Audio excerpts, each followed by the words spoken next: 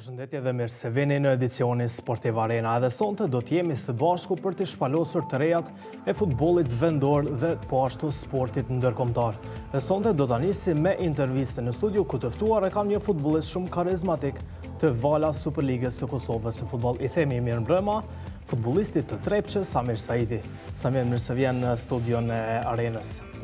Faleminderit për ftesën. Kur e zyrtarizove kalimin në klubin e Trepçës, e ke shkruar në Facebook që Tmeri vazhdon. Tmeri s'po vazhdon për këto xhirot e para ku jeni në fund tabelës diku.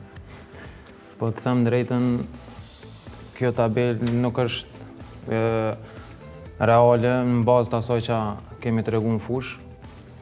Në fakt në ndeshjet e para kemi fillu paksa jo mirë, për shkak se 3-4 futbollistë ishim pa përgatitur maksimalisht. Aty bëja pjesë edhe unë, ku kemi fillu një javë para kampionatit.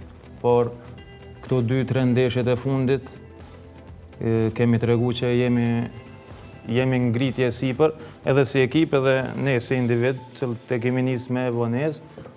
Do thotë klubi është dashur që për forcimet e fundit marrë këto edhe juve t'i bëj më herët. Sigurisht është dashur më herët, por nganjëherë edhe ne lojtarët presim deri në momentet e fundit, presim edhe ndoshta ndonjë ofertë më interesante, por prap jemi të kënaqur edhe me Trepçën. Atëherë 6 ndeshje, asnjë fitore, 3 barazime dhe 3 humbje. Keni vetëm 3 pikë. Kemi 3 pikë, thash që në fillim e nisëm keq, duke marrë parasysh këto 3 ndeshjet e fundit, 3 barazime, ndoshta kemi 4 pikë të lëna dhurume për kundërshtarët, sidomos këto 2 ndeshjet kundër Besës edhe dje kundër Gjilanit, ku në fakt janë edhe xhirimet, kemi humbë shumë raste, ndoshta pak përvojë më e madhe duhet edhe suqelsi më e madhe në fazën e sulmit, se jemi skuadër e cila krijojmë të paktën 5-6 raste, mos them 100%. Dje kishim po ashtu shumë raste, kishim 2-3 shtylla, por ka njerë edhe fati ta kthen shpinën. Pas ndeshjes e shkruajte në Facebook që edhe dje humbët pikë. A humbi pikë Gjilani apo jo? Jo. Gjilani ndoshta e kishte mendjen te derbi me Dritën, edhe ka menduar se na ka lënë lehtë, por edhe Gjilani edhe skuadra tjera ta dinë që Trepçën kanë më po shumë vështirë ta shëtutje. E sidomos për dje thash edhe shkruajte edhe në Facebook që humbëm 2 pika.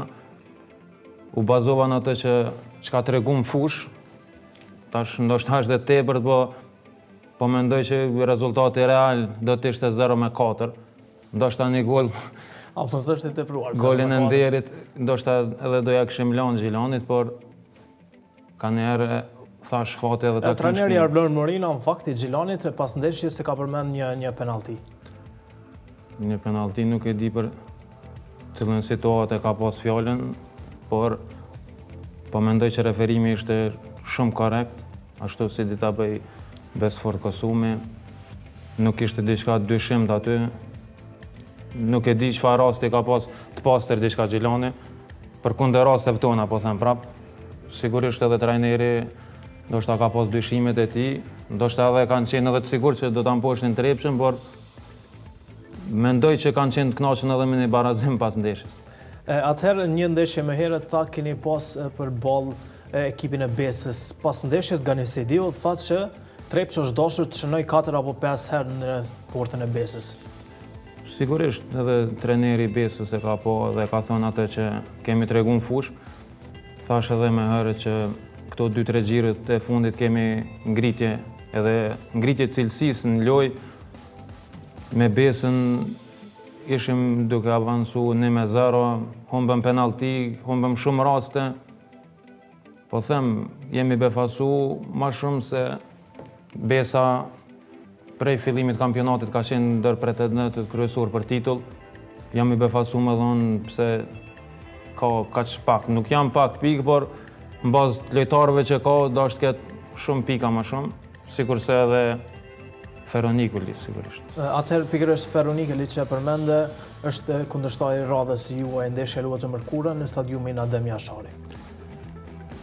Po nëse flasim për favorit në letër, atëherë sigurisht Feronikulli është favorit në bazë grupit lojtarëve, ka lojtar ma cilësor, por po mendojnë nëse flasim për ato që kemi tregu në fush ne dhe që ka tregu Feronikli, kam pas rast me pa 2-3 ndeshjet e fundit, po them për nga loja, favorit është Trepça, ndërsa në letër, Feronikli, sigurisht edhe është në presion se kam bërë shumë investimet mëdha, gjindën atë pozit, ata e dinë më mirë ku e kam problemin, por diçka nuk është në rregull.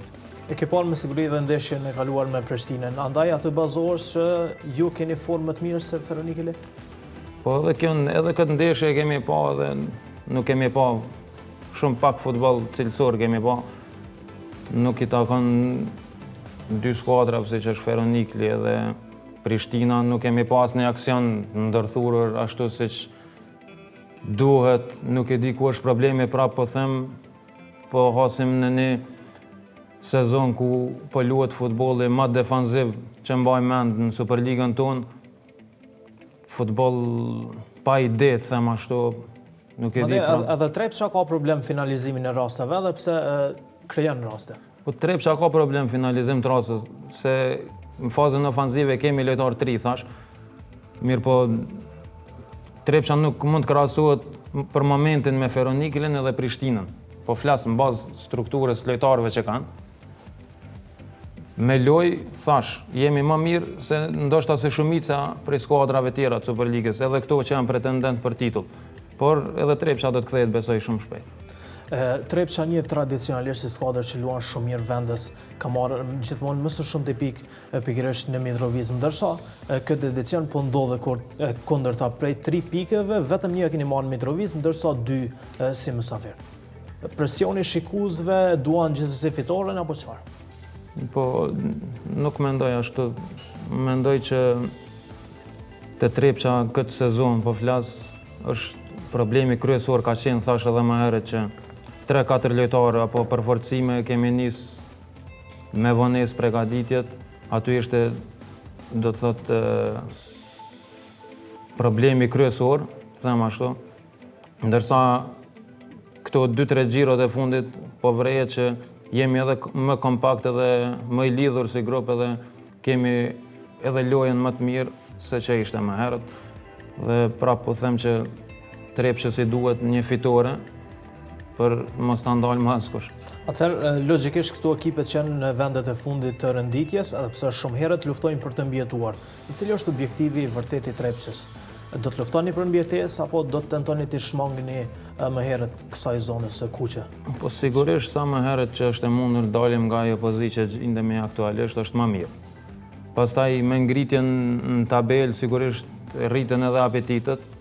Mos harrojmë që tash fillojnë edhe ndeshjet e kupës.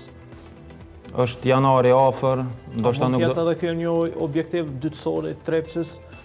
Po për momentin, pasi që dihet se për momentin jo, po flas që nëse ndryshojnë diçka në janar gjanat rreth klubit, po flas spare financiarisht, pastaj ndonjë përforcim eventual, mendoj që Trepça ka kapacitet që të bëj një luftë denjë edhe për kupë. Sigurisht një mesazh nga ti për Torcidat, pasi që ndeshja me Feroniklin është afër dhe mbasi ju duhet ndihma shikuesve sa më shumë. Po sigurisht i bëj thirrje Torcidës edhe gjithë qytetarëve të Mitrovicës që t'jenë aty të mërkurën, kemi nevojë për ata shumë, edhe shpresojmë sparin në një ndeshje të mirë, shpresojmë që Feronikli mos vjen të mbrohet. Është kampion, po thuhet që mund mbrohet ndaj jush? Po këto ndeshjet që kam parë këtë sezon kanë aplikuar lojë shumë defanzive. Thash edhe më herët, për mua ka ekipën më cilësore në ligë në bazë lojtarëve. Ka shumë emra, jo vetëm emra, po ka tamam lojtar shumë cilësor. Ku është problemi, prapë po them, nuk e di. Ndoshta e kanë sistemin e gabum të lojëve, luajnë defanziv, është punë e tyre, por mendoj që do të jetë një ndeshje shumë e mirë, edhe mendoj që do të marrim 3 pikë të para këtë sezon. Atëherë nëse mund të më japësh një parashikim në rezultat, do të ishte më interesant për këtë ballafaqim. Rezultat, po them 2-0 për Trepçën. 2-0 për Trepçën. Po. Okej, Samir, kjo ishte koha rezervuar për të biseduar me ty. Të falenderoj shumë që ishe sonte dhe normalisht Ty dhe kundërshtarëve ju urojmë suksese të mërkurën në ndeshjen që zhvillohet në Adem Jashari. Faleminderit edhe për ju.